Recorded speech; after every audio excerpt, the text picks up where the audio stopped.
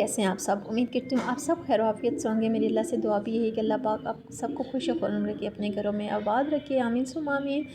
और आपको वेलकम करती हूँ अपने चैनल में, आपके एन अदर व्लॉग में। तो बताइएगा आप सब की लाइफ में आजकल क्या चल रहा है, ब्रेकफास्ट में क्या खाते हैं। आजकल ना मौसम बड़ा अच्छा हुआ है तो मेरा बड़ा दिल करता है चाय पराठा और अंडा हो। तो हस्बैंड के लिए एक पराठा बनाया और अपने लिए ना मैंने मिर्ची वाला अंडा बनाया था। हस्बैंड के लिए सिंपल, क्योंकि वो मिर्ची वगैरह और नमक नहीं खाते। इसके बाद आपको पता है कि ब्रेकफास्ट के बाद हम लोगों ने सारी क्लीनिंग करनी होती है। हाउसवाइफ की डेली रूटीन यही है। और आजकल ना मैं कोशिश करती हूँ कि जल्दी जल्दी क्लीनिंग कर लूँ, क्योंकि फिर दरमियान में कोई ना कोई गेस्ट आ जाते हैं हस्बैंड का पूछने के लिए, उनकी आदत के लिए, तो फिर मुझे ना काम स्टॉप करना पड़ता है और गंद बनना हो तो वो भी अच्छा नहीं लगता। कोशिश यही करती हूँ कि जल्दी जल्दी काम कंप्लीट करूँ। मौसम आज बहुत अच्छा था, बारिश एक्सपेक्टेड थी लेकिन हुई नहीं है, लेकिन मौसम बहुत खुशगवार था। मैंने ना बाकी सारी क्लीनिंग कर चुकी थी, लेकिन सिर्फ रूम की क्लीनिंग थी तो मैं इस तरह कपड़े के साथ मोपिंग भी कर रही थी और साथ साथ ब्रश के साथ सही अच्छे से कारपेट साफ़ कर रही थी। कारपेट काफ़ी गंदी हुई थी तो मेरा आजकल दिल कर रहा है कि मैं कारपेट को वॉश करूं। ये कारपेट का ना कलर वॉश कर के ऐसा हो गया है ना कि वो मेला खुद ब खुद लगना लगता है तो ग्रे, लेकिन अब लाइट ग्रे हो गया है। तो कब स्टेन वगैरह तो नहीं है लेकिन डर्टी थोड़ी सी है। तो मेरा दिल कर रहा है मौसम सही और थोड़ा सा ना मुझे टाइम मिले तो मैं जल्दी जल्दी कारपेट भी वॉश कर लूँ। तो देखें छोटे ब्रश के साथ कितने बाल निकले हैं, मतलब एक एक बाल और एक एक ना डर्ट ये ब्रश निकालता है। फिर इसके बाद फिर मैंने हेल्थ यूजल जब मैं जा रही थी तो मैंने सोचा कि मैं ऐसा करती हूँ कि सुर बकरा लगाती हूँ। माशाल्लाह अल्हम्दुलिल्लाह बच्चों का रूम डन हो गया था। फर्स्ट प्रायोरिटी ये होती है ना कि बच्चों का रूम मेरा अच्छे से साफ़ हो जाए, क्योंकि ज़्यादातर ना हम लोग यही रूम यूज़ करते हैं। गेस्ट आएँ तो फिर ड्राइंग रूम, अदरवाइज़ यही रूम हम लोग यूज़ करते हैं।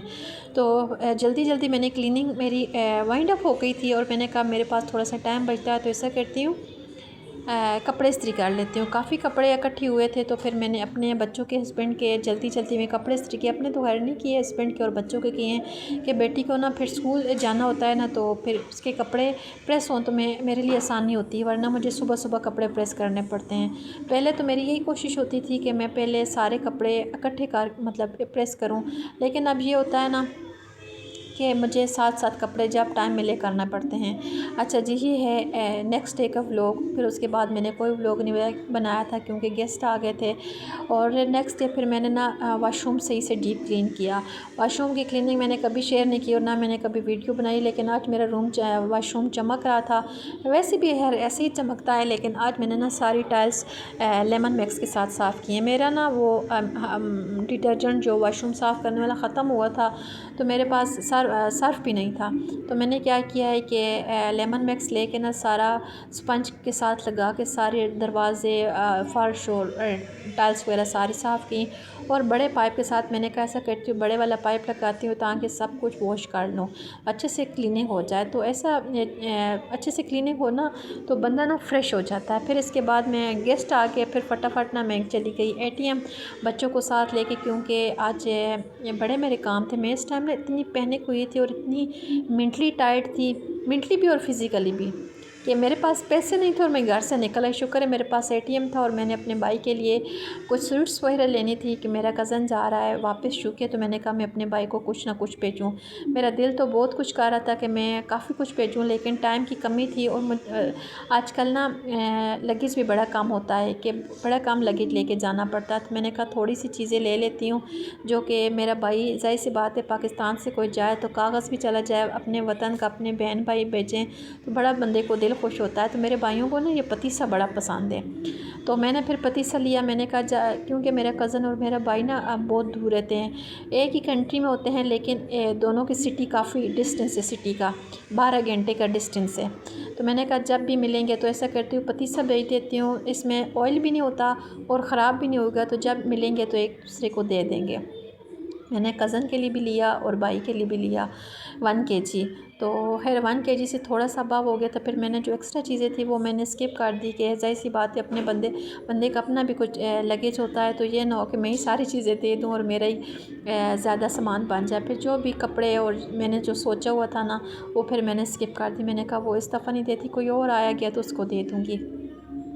तो एक बॉक्स मैंने कज़न के लिए बनवाया और एक बॉक्स मैंने अपने भाई के लिए। फिर उसके बाद हम लोग पैदल चल के आए बार्बर शॉप।